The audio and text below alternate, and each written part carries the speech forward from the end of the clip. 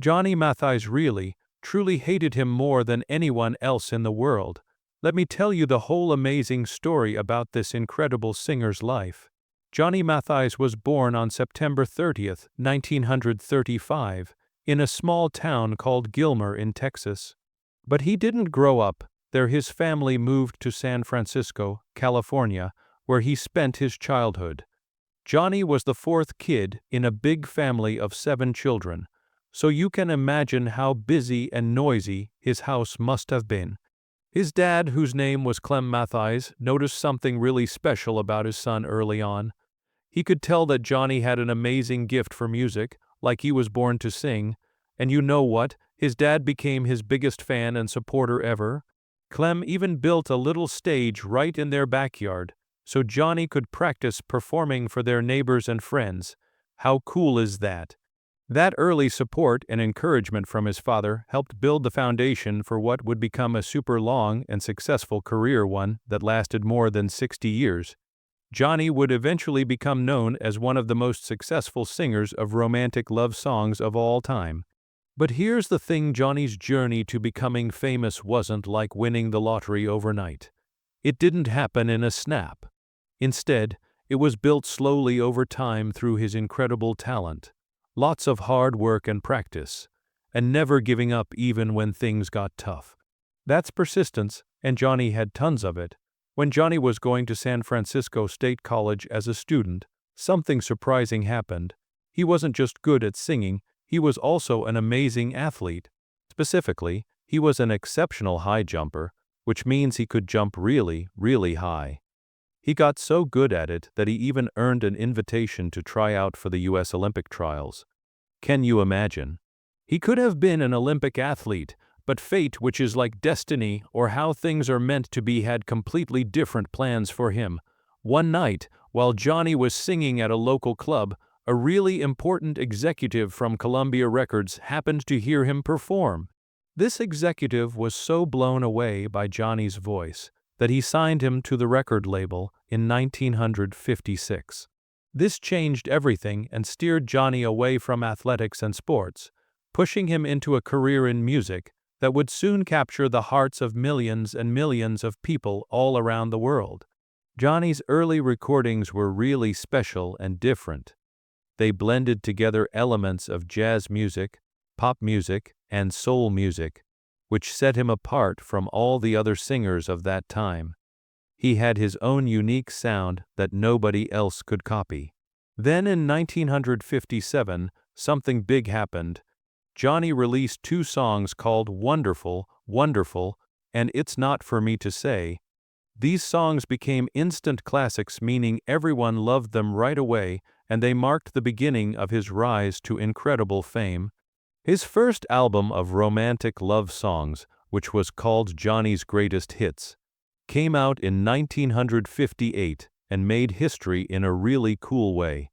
It was the very first ever Greatest Hits album. This was a brand new concept and idea that would later become a music industry standard that everyone copied. And get this, the album stayed on the Billboard Top 200 chart for an absolutely astonishing 490 weeks in a row.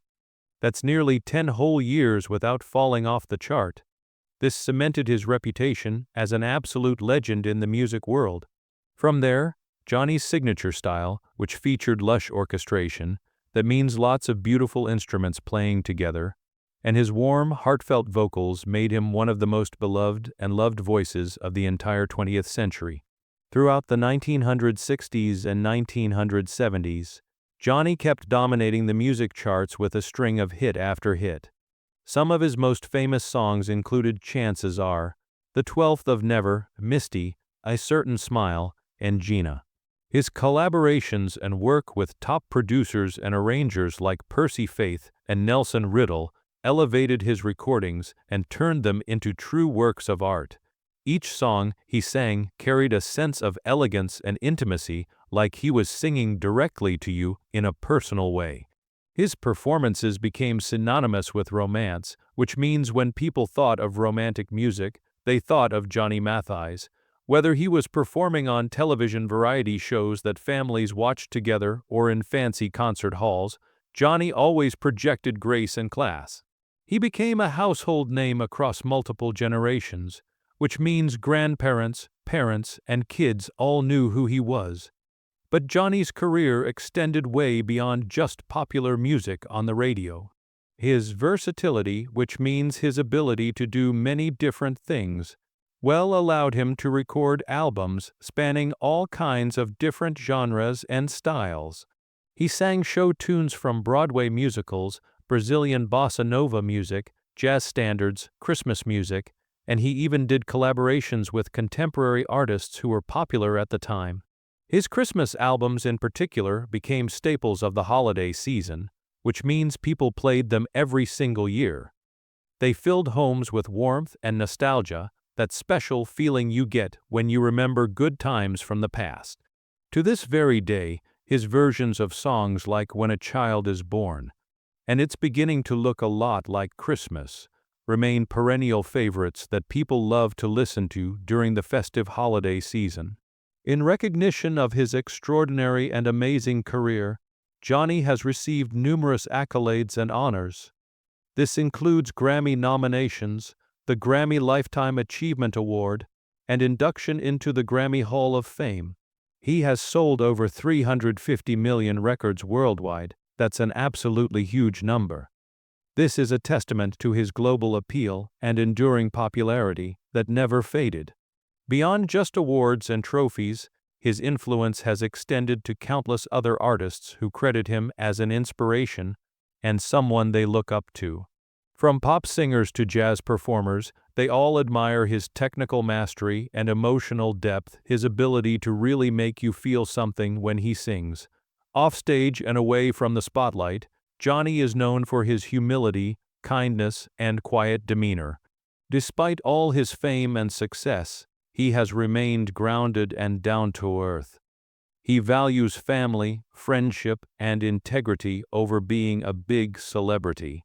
He has spoken openly and honestly about his identity and his long journey of self-acceptance over the years, earning respect and admiration for his honesty and courage. Even as he entered his late 80s, Johnny continued to tour and record music, proving that passion and artistry never fade with age and getting older. His voice, still rich and unmistakable, continues to resonate with audiences, both people who grew up with his music decades ago and younger generations who are discovering him for the first time.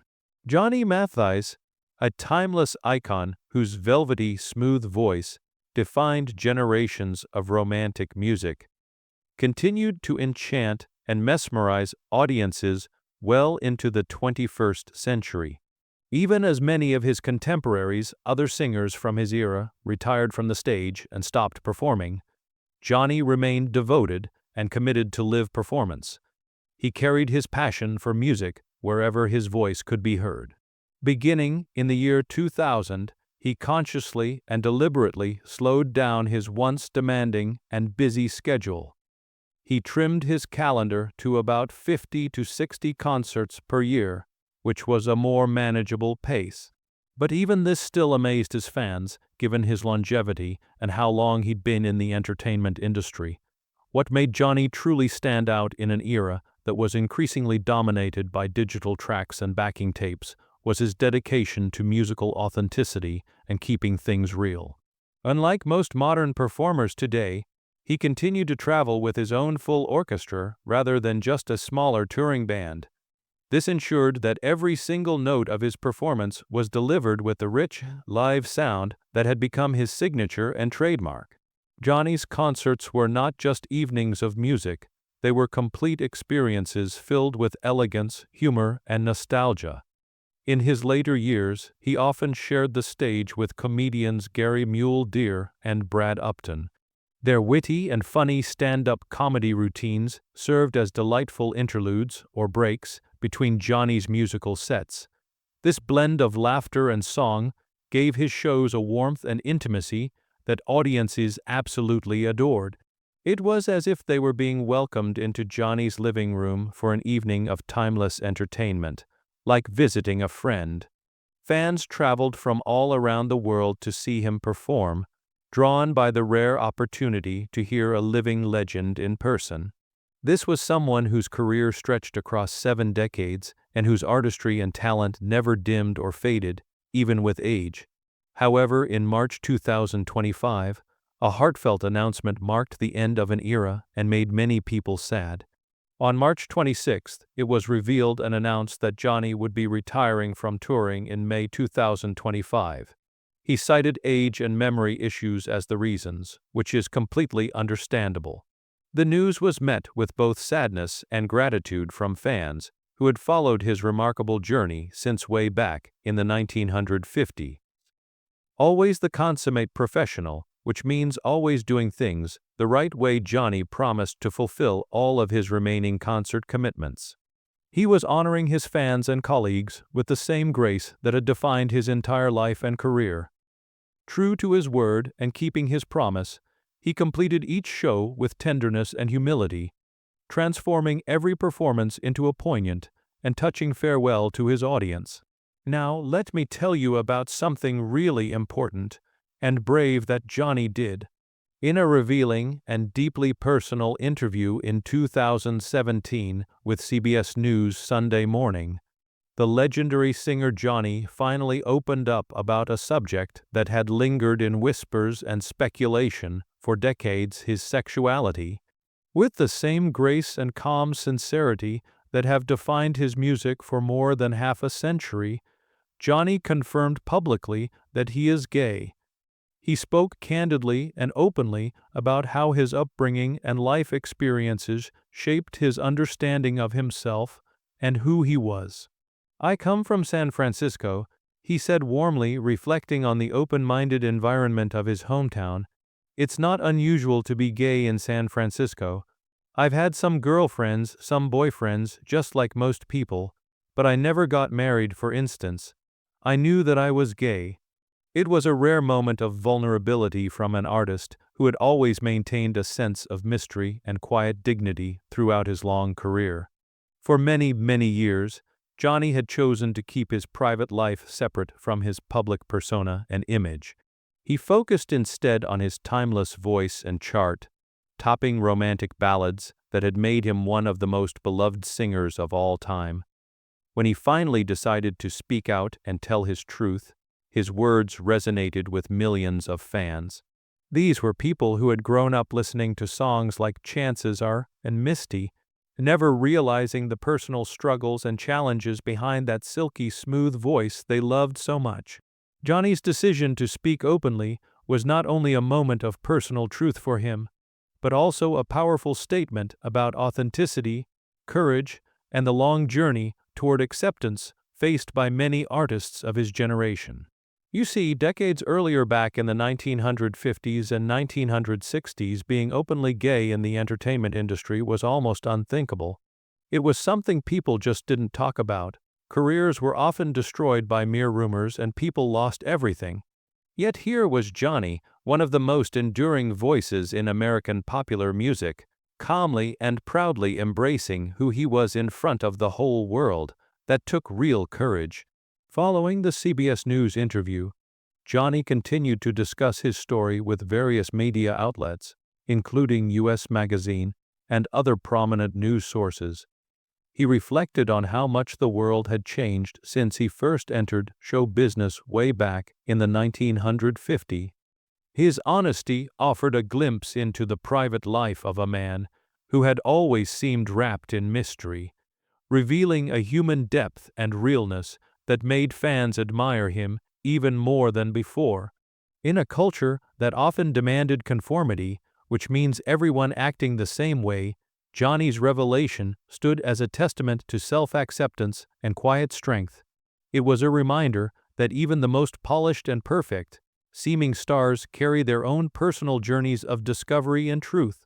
Everyone has their own story. Now, here's where things get really interesting and maybe a little shocking. For decades, Johnny has been known as one of the most refined and gentle voices in American popular music. He's a man whose image was built around grace, elegance, and a quiet romantic dignity. But behind that smooth exterior, there were a few moments of deep tension and resentment. and none were more shocking than his relationship with Frank Sinatra. Though the two were contemporaries in the music business, meaning they worked at the same time and both were admired by millions of people, and often mentioned in the same breath as the great voices of the 20th century, Johnny once admitted that his feelings towards Sinatra were anything but admiration. In fact, they were the complete opposite. "I truly hated him," Johnny confessed in a rare and brutally honest interview. "There was something about the way he treated people, especially other singers, that just rubbed me the wrong way.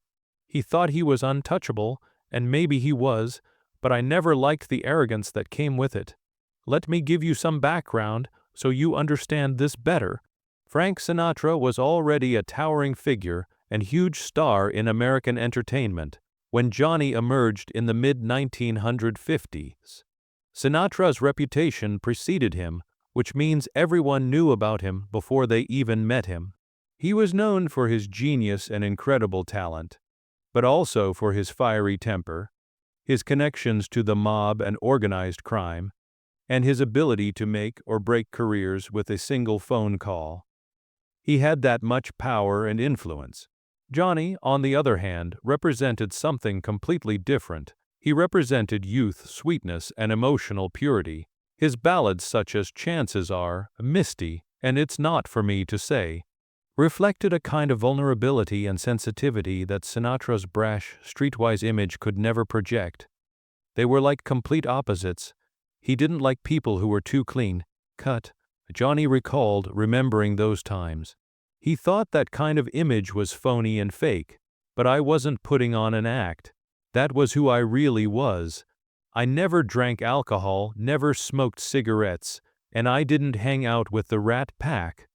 The Rat Pack was Sinatra's group of famous friends who partied together.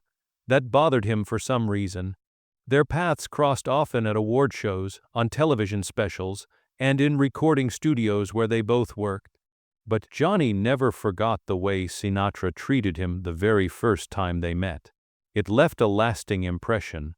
He looked me up and down and said, "So, you're the kid everyone's talking about." Johnny said, remembering that moment clearly. It wasn't a compliment, it was more like a warning, like he was threatening me. I could tell right away he didn't like me. From that moment, I decided I didn't like him either. According to Johnny, Sinatra carried himself with an intimidating mix of charm and menace. He could be scary and nice at the same time. He could be nice to you if he wanted to, Johnny said, but it always felt like there was a price to pay for it. He liked people to owe him something, to be in his debt. I didn't want to owe him anything. I wanted to be my own person. Over time, the dislike turned to open disdain, which means they really couldn't stand each other. Sinatra's world of smoky lounges, whiskey glasses, and late-night power plays was everything Johnny avoided. It wasn't his scene at all. I wasn't one of his guys, and that made me an outsider, Johnny explained. He'd joke around and make little digs about my singing style. He'd say things like, "Hey Johnny, when are you going to sing like a man?" He thought being soft or sentimental meant being weak. But my music wasn't weak. It was emotional. There's a big difference between being weak and being emotional. Johnny's subtle strength as a performer, his ability to hold an audience captivated with a whisper rather than a shout, contrasted sharply with Sinatra's swaggering, bold presence. It wasn't just a difference in style and how they performed. It was a clash of values and what they believed in. Frank lived like a king, and he expected everyone around him to bow down and worship him. Johnny once said, "That was never me. I didn't need to be part of his circle or his group to feel successful. I was fine on my own." While Sinatra commanded respect through fear and authority, people respected him because they were afraid of him. Johnny quietly built one of the most enduring and lasting careers in music. He sold more than 350 million records and earned loyal fans across multiple generations who truly loved him. I think he resented that I didn't need his approval or his permission, Johnny reflected, thinking back. A lot of people in the business depended on Frank's friendship to succeed, but I didn't. Maybe that's why he didn't like me, and maybe that's why I didn't like him. In later years, as both men grew older and aged, The tension mellowed and softened a bit, but it never truly disappeared completely. The bad feelings were always there underneath. We never became friends, Johnny admitted honestly. There was always that distance between us, like a wall. Maybe we were too different. He was about power and control. I was about peace and harmony. Yet even in his honesty and frankness, Johnny never denied Sinatra's talent. He gave credit where it was due. I respected what he could do. He said. He had a gift, there's no denying that. The man could sing. But I just couldn't stand the person behind the gift. I didn't like who he was as a human being. For fans who have long imagined a fraternity among classic singers like they all got along, and were friends, Johnny's candor offered a rare glimpse into the rivalries and personal friction of that golden age of music. Beneath the fancy tuxedos and timeless melodies, there were real emotions brewing, envy, pride, and animosity, which means strong dislike. People think entertainers all love each other, Johnny concluded. That's not true at all. Sometimes the hardest people to like are the ones who remind you of what you don't want to become. Frank reminded me of everything I didn't want to be. In the end, Johnny never needed Sinatra's approval to validate his greatness or prove he was talented. His voice, his integrity, and his enduring grace spoke louder than any feud or fight ever could. But his words about Sinatra remain a powerful reminder that even among legends and the most famous people, admiration isn't guaranteed. Just because two people are both famous doesn't mean they like each other. And respect, once lost, is rarely regained. You can't always get it back.